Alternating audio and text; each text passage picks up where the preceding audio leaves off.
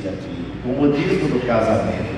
E a gente perde esses valores, né? Esses valores do cônjuge, a gente esquece desse valor tão precioso e a importância que o cônjuge tem para nós.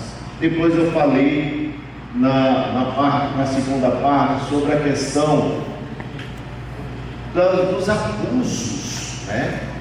Como o áudio resetar, tirar da vida tudo aquilo que atrapalha o casamento, atrapalha o relacionamento. Então nós falamos de vários abusos que acontecem no relacionamento conjugal. Não vou repetir, mas acender para a gente poder pegar a caminhada, é que muitas vezes nós temos uma mulher e um homem muito triste ao nosso lado, e são pessoas que as suas mentes estão travadas ou escravas de hábitos e costumes que nós praticamos no dia a dia. E aí nós precisamos nos libertar, precisamos cuidar do nosso cônjuge. Aonde eu estou sendo abusivo? Pode ser no emocional, no trabalho, tudo aquilo que nós temos. Agora eu quero continuar, mas eu quero falar assim sobre as promessas vividas de Deus para nós. Tem os textos bíblicos que todo mundo já ouviu, mas eu quero compartilhar em Provérbios 31, versículo 10, que é bastante conhecido. Ele diz assim: como é difícil encontrar uma boa esposa, ela vale mais do que pedras preciosas. O seu marido confia nela e nunca ficará pobre. No versículo 23, diz assim: o seu marido é estimado por todos, é um dos principais cidadãos do lugar. O que tem a ver isso com o nosso raciocínio de hoje? É que quando nós nos juntamos por meio da vontade de Deus, Deus ele já traçou a nossa caminhada, o nosso destino. E nessa caminhada, como eu hoje dei muita ênfase na palavra felicidade, a felicidade ela é alcançável. A felicidade está mais perto do que nós imaginamos. Para os poetas, os românticos e alguns duvidosos, incrédulos, dizem que a felicidade é difícil de se alcançar. Mas se você olhar para a Bíblia ela nos mostra a felicidade como uma realização do bem-estar, do prazer de viver ao lado de quem amamos, ao lado de quem corresponde à nossa expectativa. A felicidade não está nos bens, a felicidade não está no dinheiro, a felicidade está no prazer de viver. E todas essas coisas, como bem-estar, riqueza, uma vida alegre, são consequências de quem é feliz. Quando eu tenho um lar perfeito em Deus, nos princípios de Deus, automaticamente vai haver prosperidade, vai haver felicidade, e as outras coisas serão acrescentadas na nossa vida. Não são os bens que me tornam felizes ou me tornam feliz, é a minha felicidade que gera prosperidade. Quando nós também pensamos na prosperidade do casal, nós achamos que a prosperidade é tudo aquilo que os nossos olhos podem contemplar e que aquilo que a gente pode derrotar, pegar, né? A gente possa usufruir e dizer assim: olha, eu sou feliz porque essas coisas me fazem feliz. Não. Provérbios chega a dizer, como eu repetindo, Provérbios chega a dizer que um prato de hortaliça, capítulo 17, versículo 1, diz que um prato de hortaliça, né? Há mais felicidade num prato de hortaliça com amor do que num boi gordo e sem ele o amor, ou em algumas traduções diz com tédio, com ódio. Vem a pergunta seguinte: é possível eu ter casamento conforme a vontade de Deus e esse casamento não ter problemas, impossível. Todo casamento tem seus ajustes.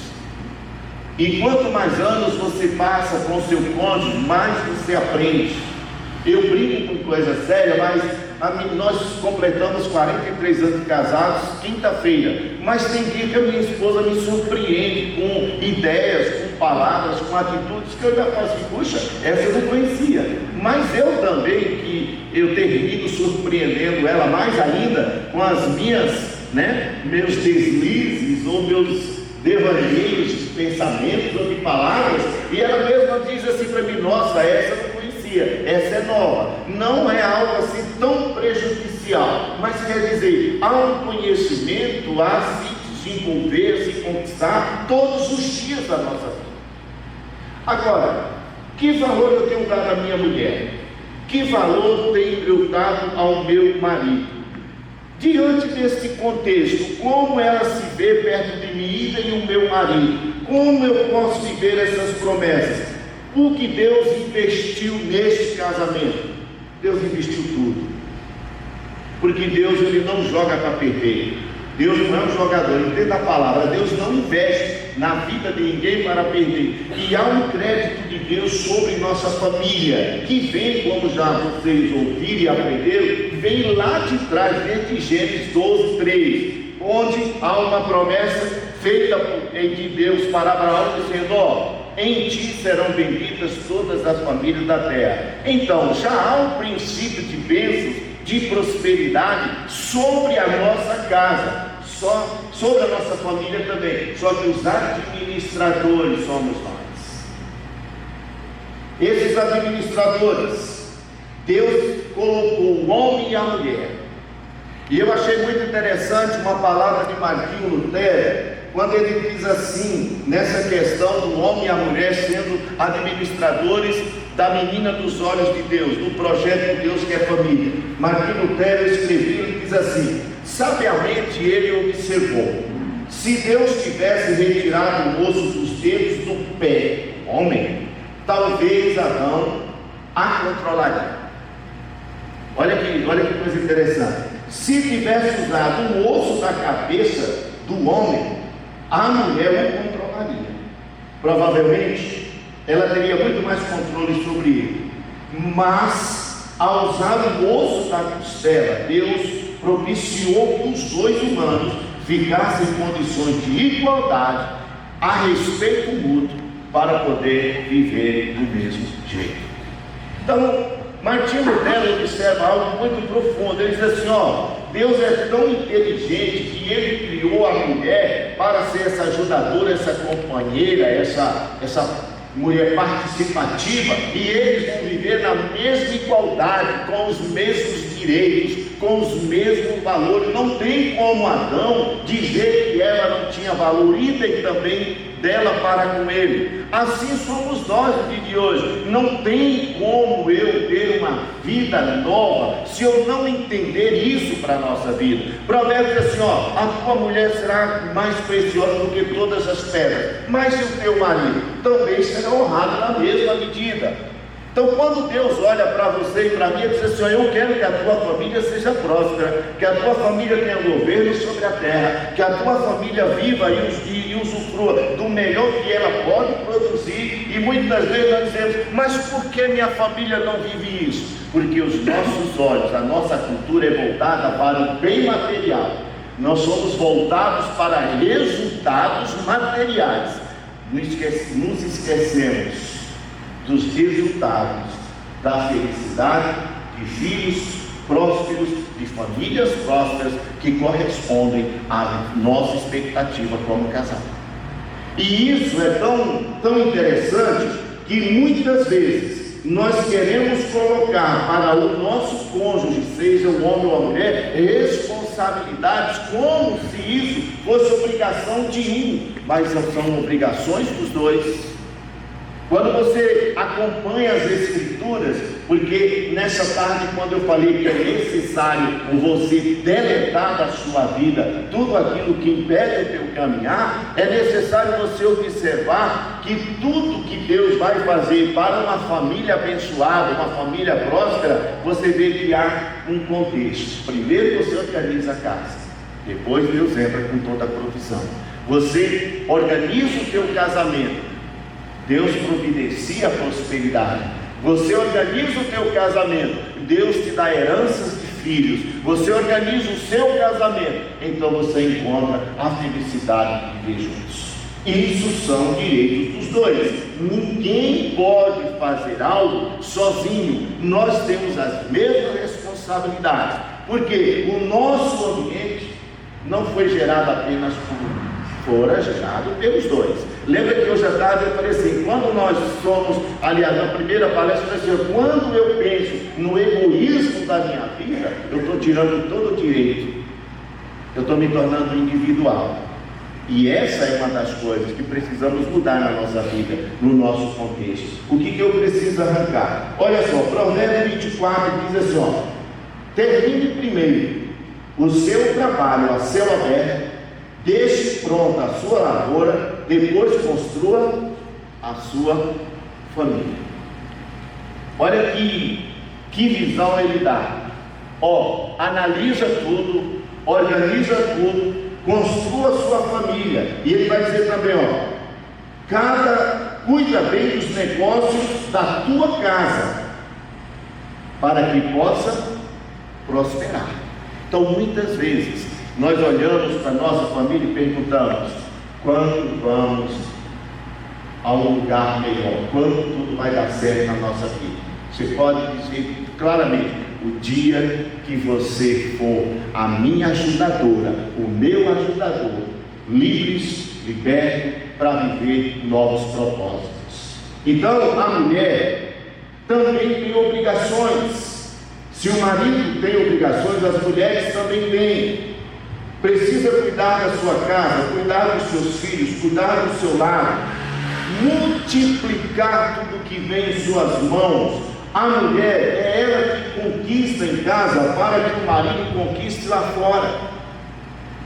Quando um homem de sucesso, quando vocês verem um homem de sucesso e ele tem uma família, analise atrás. Já viu aquele ditado antigo? Atrás de um grande homem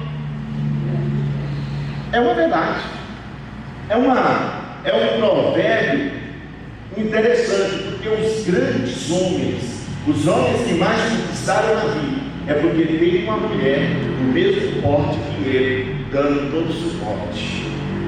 É porque tem uma mulher que consegue entender, ver, impulsionar, motivar, ativar no coração desse homem que ele é capaz de vencer. Lembra-se que uma vez eu falei aqui nessa igreja que um homem amado, um homem motivado, ele é um leão, ele é um gigante. Mas olhe para uma mulher ativada e motivada, ela também é uma gigante, ela vai ser uma leoa. E quem ativa isso para que os cônjuges vivam é o próprio parceiro, é a própria parceira. Então olhe para as mulheres de sucesso, olhe para as mulheres de Deus. Quem é o primeiro sacerdote a abençoar essa mulher? Lembra que eu falei hoje à tarde? Não existe homem de Deus sem uma mulher de Deus atrás dele. Não existe uma mulher de Deus sem um homem de Deus lhe dando esse suporte. Porque muitas vezes nós dizemos assim, olha, o meu marido, ele é uma bênção na igreja, ou aquele pastor é uma bênção, aquela mulher é uma bênção, aquela mulher faz coisas extraordinárias. Pare e volte lá atrás e pergunte, você aprova? Por que ele chegou ali?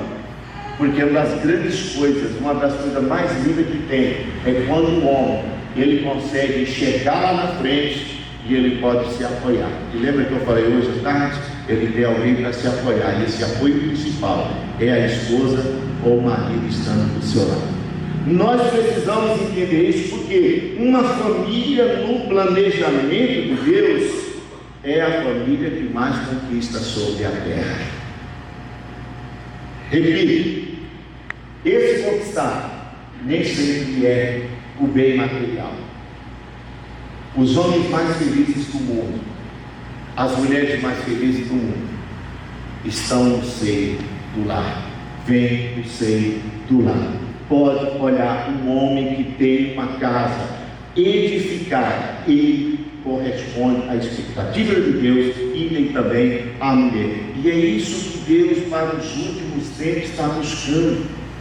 É isso que momentos como este, momentos como está acontecendo agora, nesse exato momento aqui, e lembra que hoje, no final da segunda palestra, eu falei que aqui tem um dos ministérios mais sólidos de casais que eu conheço. Imaginem o que vocês, como casais, não podem envolver, ensinar, motivar e atrair outros casais com as estruturas que vocês têm adquirido neste ambiente, neste lugar. Para isso, é necessário esses entendimentos serem impetrados em nossos corações. Por isso, damos ênfase. Família é a base de tudo. Por quê? Porque Deus apostou nisso. Porque Deus apostou nesse critério.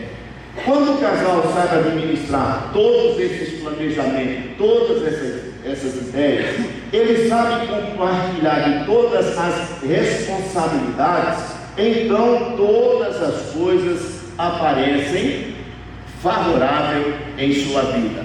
Quando algo não está dando certo, então disse Benjamin Franklin: cuidado com as pequenas brechas ou despesas, cuidado com as fendas que se abrem no casco do navio, são elas que fazem afundar.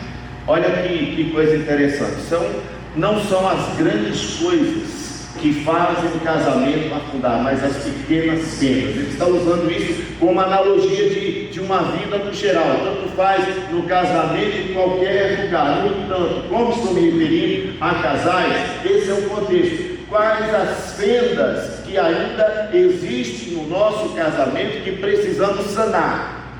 Porque as grandes, alguém também já disse, não são as grandes pedras que destroem ou nos derrubam, mas as pequenas, quando não observamos elas. E é isso que precisamos observar na nossa vida. O que pode derrubar o meu casamento? O que pode, depois de tudo que nós aprendemos hoje, o que pode fazer eu retroceder? O que pode fazer eu perder todos esses princípios? O que pode fazer com que eu venha a continuar uma vida tão terrível?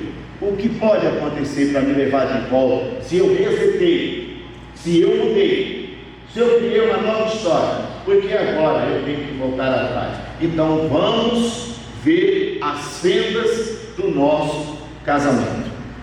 E aí poderíamos enumerar muitas. Nós enumeramos muitas hoje. Mas o que ainda restou depois desse tempo que vocês tiveram em casa? Vocês ficaram lá pelo menos 2 horas, tem uns que chegaram bem atrasadinho.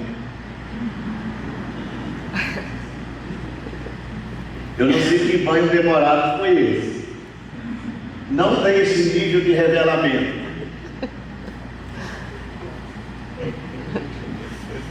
Vocês estão rindo, né? Eu não sei o nível de revelamento, mas demorou. Então, mas diante do que vocês saíram daqui no propósito de um diálogo, vê que nós tivemos aqui uma chama, tivemos aqui um start quando ficamos frente a frente com o nosso cônjuge. E em casa, qual foi a conversa? O que vocês falaram um para o outro? Vamos mudar a nossa vida? Chegou o momento de mudar a vida? Como que nós vamos fazer a partir de hoje? Então, é necessário nós pensarmos o que pode voltar a derrubar. Então, deixa eu te falar uma coisa muito séria. A questão é, tudo isso que acontece aqui, o que vai me importar é em casa a partir de segunda-feira. Por que eu estou dizendo isso? Porque segunda-feira, casais, vocês vão voltar para a mesma realidade, para a mesma casa, mesmo convívio, os mesmos diálogos, vocês vão continuar enfrentando as mesmas dificuldades. A questão é: vão estar prontos? Vão estar preparados? Vão estar resilientes? Vão estar juntos para essa continuidade de mudança? Porque uma questão não é mudar o momento, é mudar a mentalidade. Lembra dessa palavra que eu dei tanta ênfase hoje? Casal que não muda a mentalidade, ele vai continuar fazendo as mesmas coisas. Então, nós vamos viver de seminário em seminário, de palestra em palestra, todas elas são fantásticas e maravilhosas, mas e o resultado, e os frutos dela? Então a questão, eu sempre falo assim, a questão não é o ouvir, a questão é a prática do amanhã. Segunda-feira a realidade vai bater na porta de vocês, a mesma realidade de ontem, e aí vocês chegaram aqui e começaram a ouvir toda essa gama de conhecimento, esse derramar de assuntos que são específicos, que ativaram, mexeram, revolucionaram os nossos sentimentos. Então essa mentalidade do que nós estamos tendo aqui, ela precisa ser praticada segunda-feira. Então segunda-feira, meninas, vê se vocês acendem a luz do alerta. Não, o homem não cumpriu, fala para ele: nós temos nova mentalidade, nós vamos viver o que a palavra ensina, nós vamos viver o nosso propósito. A mesma coisa faça com ela. Por quê? Porque isso tem que ter continuidade, tem que ter um resultado. Senão vamos voltar no início daquilo que eu falei. Por que eu sou casado há 10, 15, 5, 20, 30, 40 anos e dizer não sou feliz? Valeu a pena essa vida? Pergunta dura de responder, dura de pensar. Mas se casamos para não ser feliz, não valeu a pena. Ela precisa valer a pena. A comunicação entre o casal sobre seus bens e os seus ganhos e o seu futuro é necessário ser feito em momentos específicos. Que forma? Sentando, conversando de maneira inteligente, compartilhando de coisas perfeitas, sem apontar erros nem fraqueza. Se lembra do ponto que eu falei hoje à tarde? Olha, é muito mais fácil jogar fora do que consertar. Mas casamento não se joga fora. Casamento se conserta todos os dias. Casamento há ajuste. Não existe um casal que não tenha ajuste. Não haverá enquanto nós vivermos neste mundo. Só que nós temos que ser um exemplo de alguém que tem um relacionamento tão maduro, tão perfeito, a ponto de resolvermos os nossos problemas sem atingir, sem ferir, não só a nós, mas também uma outra geração que eu vou falar daqui a pouco, que são os nossos filhos, que são herdeiros de um legado, e esse legado para os nossos filhos tem que ser mais perfeito do que o que nós recebemos. Eu sempre digo uma coisa: se eu fosse olhar o histórico dos meus antepassados, eu não seria quem sou. Mas aí você se lembra, e aonde ficou Jesus? E aonde está Jesus? Qual a obra de Jesus em nós, se nós somos casados, se nós somos conhecedores de Deus, se nós somos conhecedores da verdade?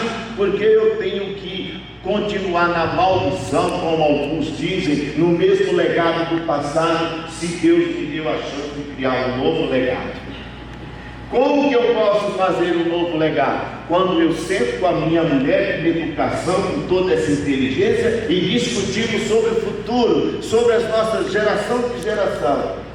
Quando terminou aqui, aquele momento, estávamos conversando com alguns colegas e nós estávamos falando. Eu disse de início: estou para ver a minha terceira geração, mas a minha madrasta já viu a quarta geração dela.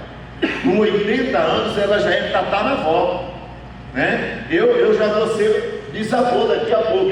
Eu que estou apressando o tempo, eu quero ser bisavô. Então você imagine o que isso pode promover na nossa vida, e quem vai gerar isso? Não é outro, não é ninguém senão nós. porque liberado por Deus já está. Administradores do futuro, do destino, somos nós. Como farei isso? Primeira coisa, saiba motivar o teu marido e a tua mulher. Sente para conversar e aí faça como nós fazemos. Todas as vezes que a minha esposa e eu vamos tratar de assuntos sérios relativos à nossa família, nós aprendemos, nós somos disciplinados a desligar a televisão, a gente desliga celular, eu fecho meu notebook e a gente senta para conversar e dialogar o que nós podemos fazer para melhorar isso.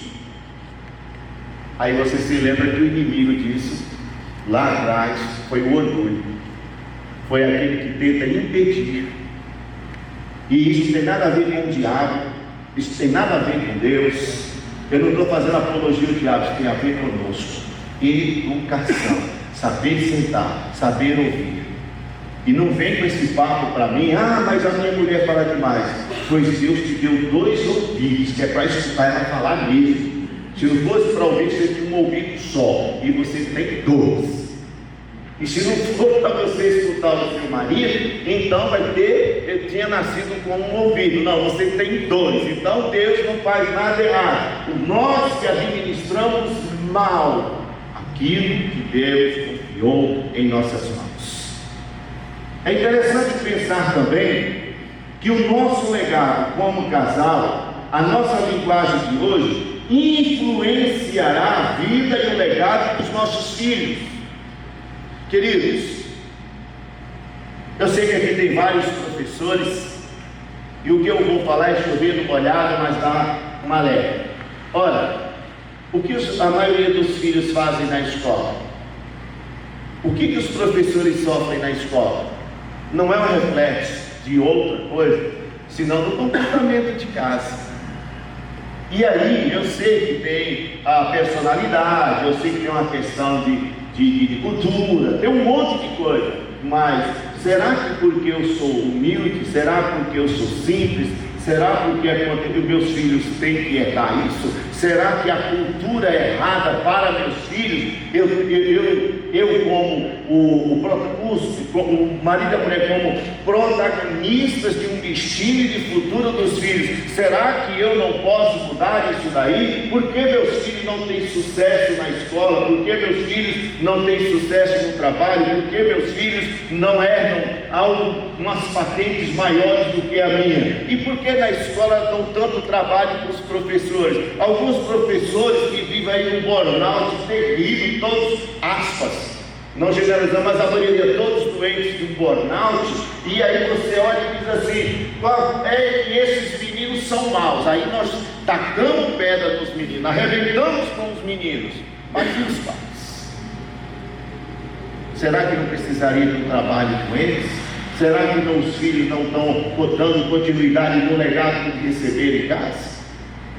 Recentemente eu tive um caso e a gente estava falando sobre isso. A pessoa, aí veja as inversão de valores. As pessoas que eu vou citar, elas têm como deixar para os filhos, além de um legado financeiro, eles têm todo aquilo que pode dar de sucesso material para os filhos, mas o filho principal que eles queriam era um menino totalmente fora do contexto social, familiar. Aí, pela segunda ou terceira vez, mandam ele para uma clínica.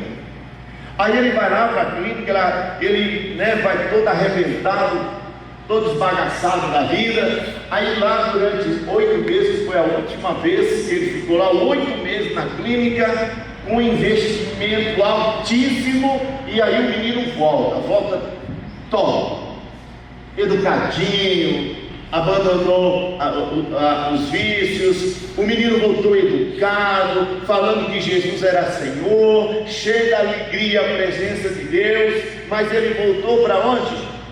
Para dentro de casa, para o mesmo ambiente, o seio dos mesmos pais, e o filho decidiu voltar para as drogas de novo. Quem levou ele para as drogas? Aí você vai conversar com os pais, eles não aceitam, mas não tem nada de espiritual, tem de um ambiente que não soube ou transferir um legado bom, educado, perfeito, de promessas para o seu filho voltou ao mal. Nós precisamos pensar nisso. Nós muitas vezes achamos que essa forma de preparação do futuro, do legado dos filhos, é depois que eles crescerem. Quando meu filho estiver grande, ele decide. Quando meu filho entender, ele decide. É óbvio, quando ele chegar na sua maturidade, ele decide ser o que quer, ir para onde quiser. Mas, permita-me, por que o filho pródigo voltou para casa?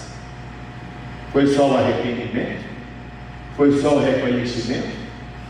Não, é porque ele tinha uma referência em casa, que ele sabia que a referência de casa dos seus pais era superior a todo nível de tipo de vida que ele vivia. Então muitas vezes nós, como casados, estamos errando, e nós não estamos preparando o legado, não estamos administrando o que Deus confiou em nossas mãos. Então é necessário mudar tudo. Querido, escute uma palavra: todos os dias há algo que nos exige uma mudança de pensamento e de mentalidade. Nós muitas vezes queremos que o Espírito Santo de Deus faça coisas que não são parte dele. Quem muda o coração da mulher, quem muda o coração do marido, quem muda o coração dos filhos somos nós. E aonde que Deus não está nisso? Está no quê? No ensinamento, na palavra, no relacionamento, daquilo que eu conheço dele, daquilo que eu transfiro. Mas o contato relacional é nosso, o convívio relacional é nosso. Então muitas vezes nós jogamos fora todo um legado, toda uma promessa. Não é porque Deus não quis, ou o diabo que tirou, não, porque nós ainda não entendemos a mentalidade de cuidar, administrar e prover um legado que os nossos filhos possam ter na vida. Os nossos filhos, eles são herdeiros, os nossos filhos são herança. Os nossos filhos serão fortes, determinados, motivados e sonhadores se os pais fundamentarem na sua vida sonhos reais, alcançáveis para ele. Isso aqui implica em duas coisas profundas. Primeiro é que os sacerdotes, a profetizar isso sobre os filhos, são os pais. Segundo, são os pais que motivam os filhos à conquista. Como você trata seus filhos em casa? Como você se direciona para ele? Todos os filhos que desde cedo são ensinados sobre os seus valores são os filhos que correspondem à expectativa do pai lá na frente. Eu estava lendo um livro e no livro diz assim: todos os filhos, diz mais ou menos, deixa eu tentar lembrar as palavras, mas eu vou usar as minhas.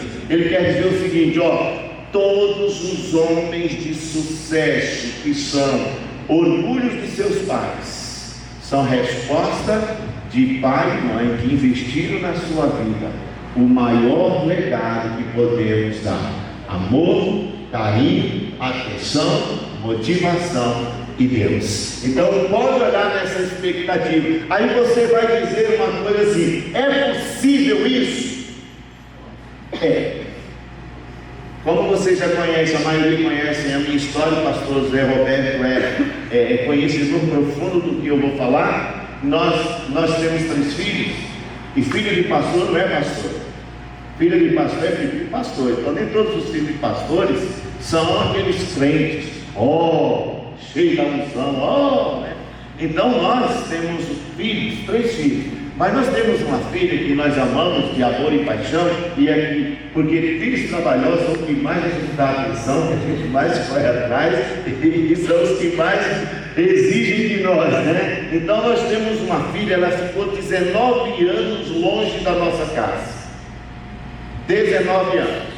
E como eu já falei outra vez, quem tirou a nossa filha de casa não foi o diabo, fui eu, né? Eu sempre assumi a responsabilidade. Graças a Deus nós somos curados, libertos, perdoados, restaurados, né? Graças a Deus Deus fez uma obra maravilhosa, mas ela levou 19 anos para voltar para casa. Só que nesses 19 anos nós aprendemos a cuidar dela, a amar sem cobrar, sem exigir. Nós não facilitamos, mas paramos de exigir. Nós cuidamos, mas não sem exigência. Começamos a estender as mãos, ajudar ela a entender o que era a vida. Há quantos anos ela voltou? 2 anos? Há 2 anos ela voltou para casa. Em 2 anos ela comprou a própria casa. Ela já tem uma moto e está agora para comprar um carro e está bem empregada. E se eu não tivesse, a mãe dela e eu, vivido o legado, ensinado, e quando ela voltou para casa, já imaginou se quando ela voltou para casa eu apontasse o dedo para ela e apontasse todos os defeitos e todas as dores, todos os males que ela me fez em 19 anos, que você acha que ela ficaria? Que ela voltaria?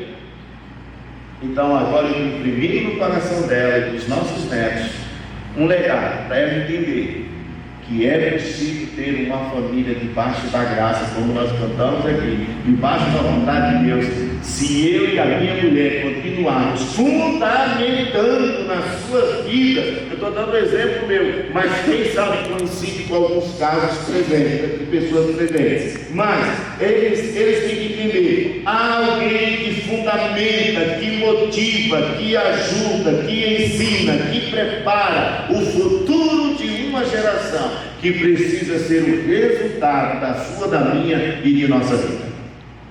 E é isso que Deus quer como casado, é isso que Deus quer para a sua família, e é isso que Deus está esperando.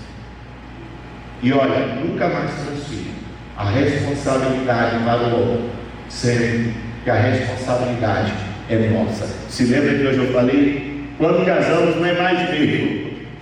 Você perde esse direito de meu, é nosso. Quando você casa, você tem que entender isso aí.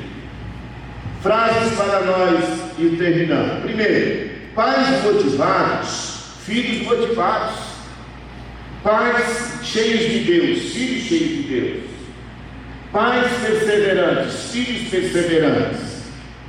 Pais prósperos, filhos prósperos. Pais sonhadores, filhos sonhadores.